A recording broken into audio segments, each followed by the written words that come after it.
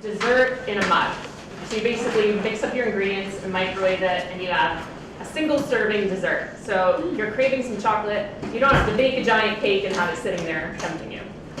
So this is an awesome recipe, and Jeremy's going to add some pear to it as well. And Dinesh, tell us about, I know you have a favorite chocolate cake recipe. What makes it your favorite?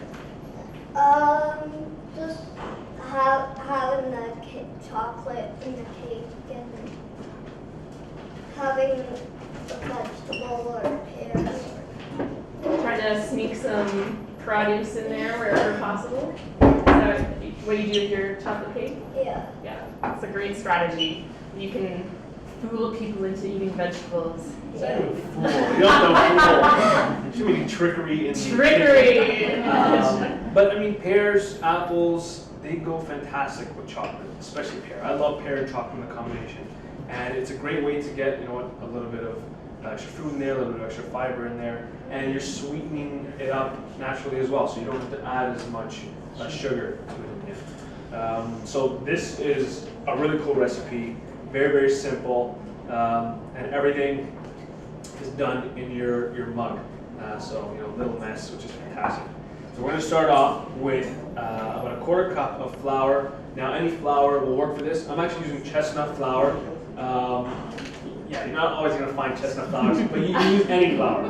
The idea is that it works with anything, and it also works. This is a gluten-free flour. There's no gluten in this, so you can, you know, substitute chickpea flour, spelt flour, which does have gluten, but it's, you know, it's a little healthier for you.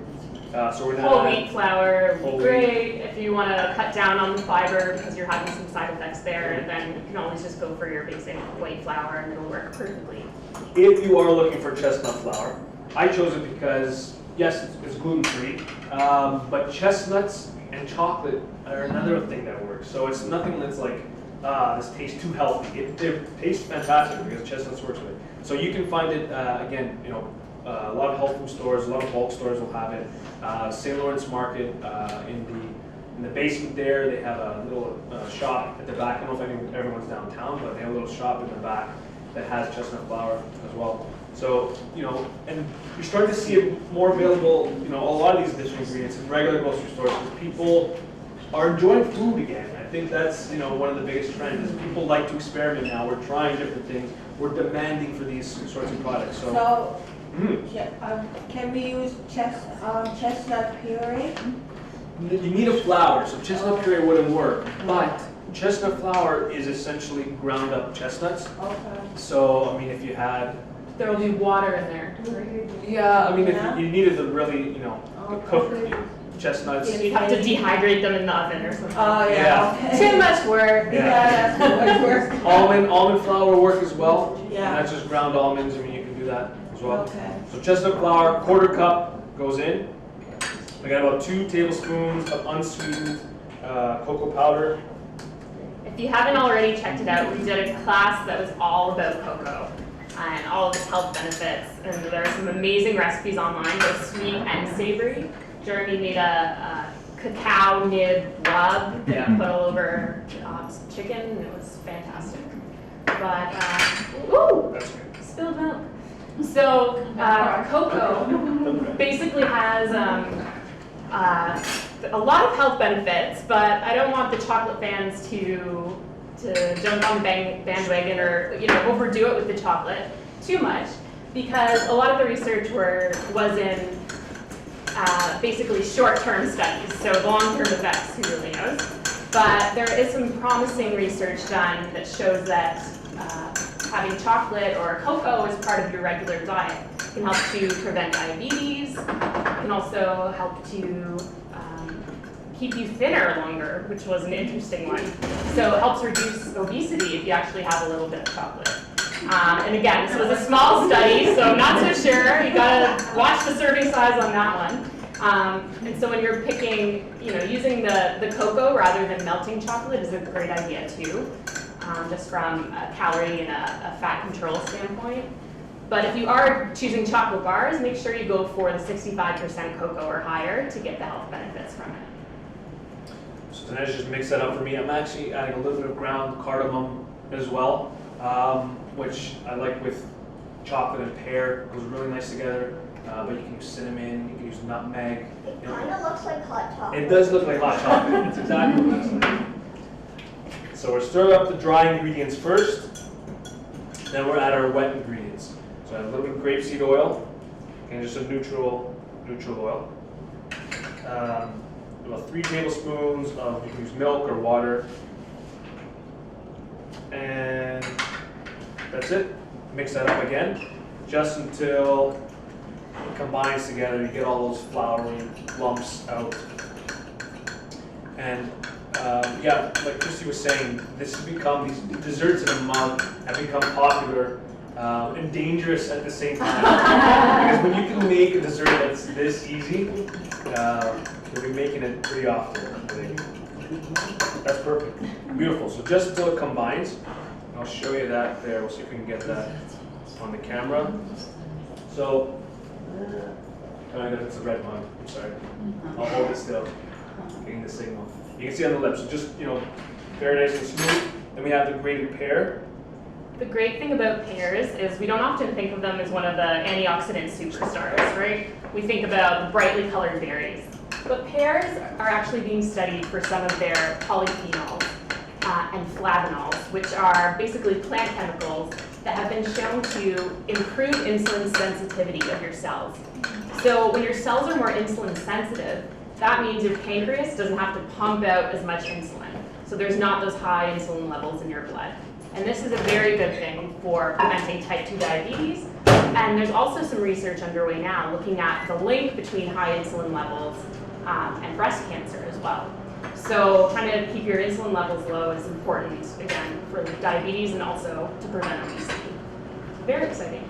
And I'm glad that Jeremy used the skin. We always talk about using the skin of your fruits and vegetables if possible, and if it makes sense to, because they usually contain their own type of nutrients.